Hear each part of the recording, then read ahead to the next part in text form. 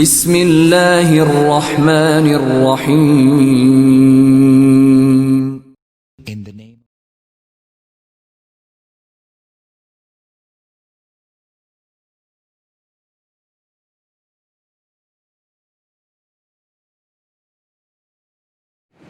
بسم اللہ الرحمن الرحیم.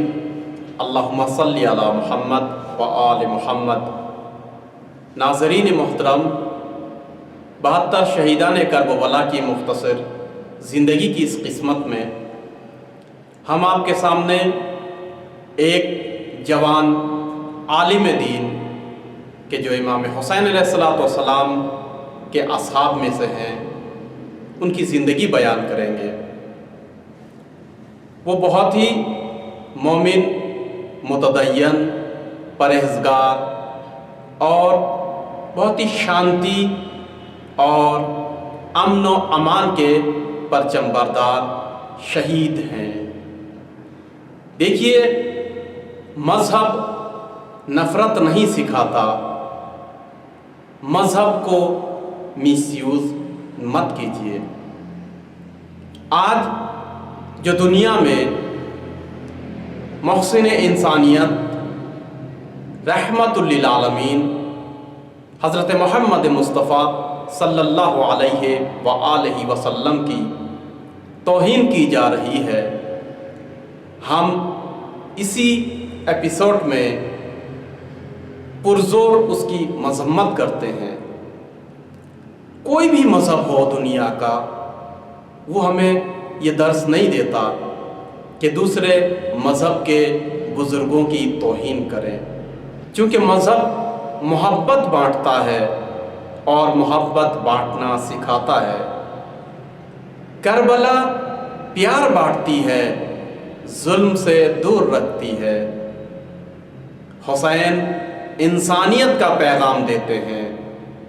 امام حسین وطن سے پیار کرنا سکھاتے ہیں.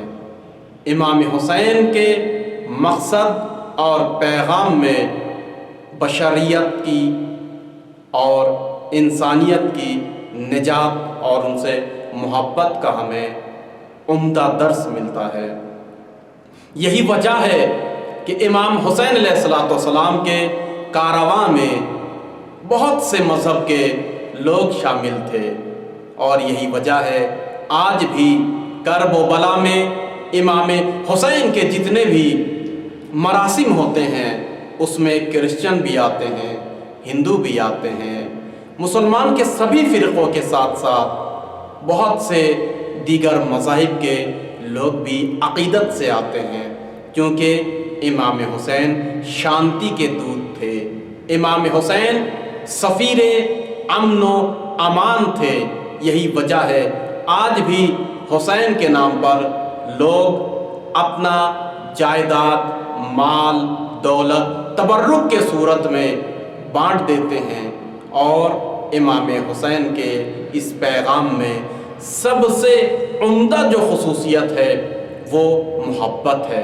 تو چلیے میرے جوانوں، میرے بزرگوں، آج جن شہید کربلا کی زندگی ہم آپ کے سامنے لے کر آئے ہیں، یہ بہت ہی جوش اور جذبے اور باشعور والے نوجوان ہیں، یعنی جناب سیف.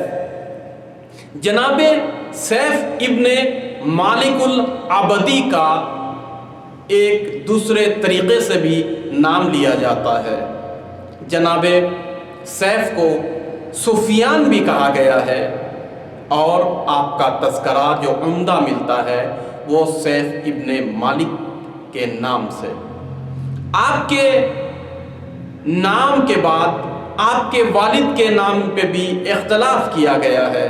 کسی نے سیف ابن مالک کہا ہے، یعنی آپ کے والد کا نام جناب مالک تھا، اور کسی نے آپ کے والد کا نام عبداللہ لکھا ہے. اسی طریقے سے آپ کے ٹائٹل میں کسی نے آپ کو عبدی کہا ہے اور کسی نے نمری یا نمیری بھی کہا ہے. بہرحال آپ بصرہ کے ایک پرہیزگار عالم دین تھے. 50 سال کی عمر میں آپ امام حسین علیہ السلام کی آواز پر لبیک کہتے ہیں۔ آپ عبد القیس بن افعی بن ربیعہ بن نزار کے جو خاندان ہے، خاندان عابدی، جو خاندان قیس، قبیلہ قیس سے نکلتا ہے، اس کے چشم و چراغ تھے۔ یہ قبیلہ چونکہ بہادری میں، شجاعت میں، فصاحت میں، بلاغت میں، علم میں اور اہل بیت علیہ السلام سے وفاداری میں بہت ہی مشہور تھے۔ عدنانی قبیلہ آپ کا ہوتا ہے۔ جب امام حسین علیہ السلام کا خط بصرہ کے قبیلے کے سرداروں کے نام اور معزز لوگوں کے نام آیا تو آپ نے امام حسین علیہ السلام کی نصرت کی ٹھانی، اور آپ جناب سلمان بن زرین سفیر امام حسین کی بصرہ میں شہادت کے بعد راہ حسین کے لیے چل پڑے۔ امام حسین علیہ السلام کا جو خط بصرہ کے معزز اور سرداروں کے نام آیا تھا، وہ 6 افراد ذکر ہوتا ہے۔ ان 6 افراد کے بارے میں کہا جاتا ہے کہ کوئی اپنے قبیلے کا سردار تھا، کوئی اپنے علاقے کا معزز شخص ہوا کرتا تھا۔ جو یہ 6 افراد ہیں، ان میں مالک بن مسمع بکری کا نام ہے، البتہ جناب مالک بن مسمع بکری بھی کہا جاتا ہے، یہ ایک قبیلہ ہوا کرتا تھا۔ جناب احنف بن قیس کا بھی نام ہے۔ تیسرا جو نام ہے منذر بن جارود عبدی کا نام ہے، یہ ابن زیاد کا خسر ہوا کرتا تھا۔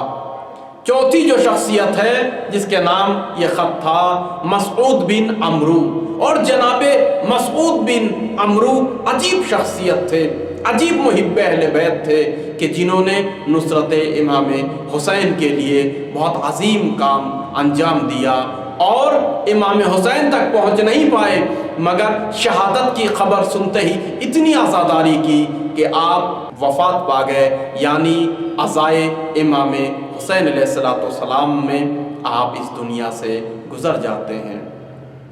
5ویں جو شخصیت ہے وہ قیس بن حیثم ہے، اور 6ٹھی شخصیت عمرو بن عبید بن معمر ہے۔ ان شخصیتوں کے نام خط آیا تھا۔ جناب سیف ابن مالک نے جب یہ سنا تو آپ اس خط کے جواب میں لبیک کہنے کے لیے امام حسین کی تلاش میں نکل پڑے۔ ایک روایت کے مطابق آپ بصرے کا جو کاروان یزید بن ثبیت عبدی کے دعوت کے اوپر تیار ہوا تھا 7 سے 8 افراد کا، ان کے ساتھ جاتے ہیں اور منزل ابتح پر مکے کے نزدیک امام حسین سے ملاقات کرتے ہیں، اور پھر محرم کی 2 تاریخ کو امام کے ہمراہ کرب و بلا میں تشریف لاتے ہیں۔ دوسری روایت کے مطابق یہ ہے کہ نہیں، آپ کو اتنی بے چینی تھی، یا یوں کہوں آپ محور عشق اور مرکز عشق یعنی حسین ابن علی سے متصل ہونے کے لیے تڑپ رہے تھے، بے چین تھے، لہٰذا آپ ان سے پہلے، اس قافلے سے پہلے نکل گئے، اور نکلنے کے بعد آپ کو معلوم ہوا کہ امام حسین کے جانشین سفیر نمائندہ حضرت مسلم کوفہ میں آئے ہیں، لہٰذا آپ کوفہ پہنچے۔ لیکن جب کوفہ پہنچے تو معلوم ہوا حضرت مسلم ابن عقیل بے دردی کے ساتھ شہید کر دیے گئے، لہٰذا آپ کوفہ سے پھر امام کو تلاش کرتے ہوئے راستے میں امام سے ملاقات کی، اور ہمراہ امام حسین علیہ السلام کرب و بلا میں وارد ہوتے ہیں۔ آپ کی شخصیت اور آپ کی فضیلت کے بارے میں اتنا ہی کہہ دوں تو بہت ہے کہ آپ اصحاب امیر المؤمنین علیہ السلام میں سے ہیں۔ جناب سیف ابن مالک صرف اصحاب نہیں بلکہ امیر المؤمنین کے خاص اصحاب میں شمار ہوتے تھے، اور آپ کا ایک عظیم درجہ تھا، امام علی علیہ السلام کے یہاں آپ کا خاص احترام تھا۔ آپ امام حسین علیہ السلام کی نصرت کے لیے اور اہل بیت کی محبت اور مشن اہل بیت کے لیے، یعنی انسانیت کی نجات کے لیے، یعنی سلامتی، امن اور شانتی کے پرچار کے لیے امام حسین علیہ السلام کا جو سنگٹن تھا، جو اجتماع تھا، ماریہ بنت منقذ کے گھر پر بصرہ میں متواتر اس میں شریک ہوتے تھے اور اس میں علمی کام آپ انجام دیا کرتے تھے۔ امیر المؤمنین علی علیہ السلام کی جو علمی، اخلاقی اور دیگر احادیث ہیں، ان احادیث کو آپ بیان کرتے تھے، چونکہ آپ عالم قرآن بھی تھے اور عالم حدیث بھی تھے۔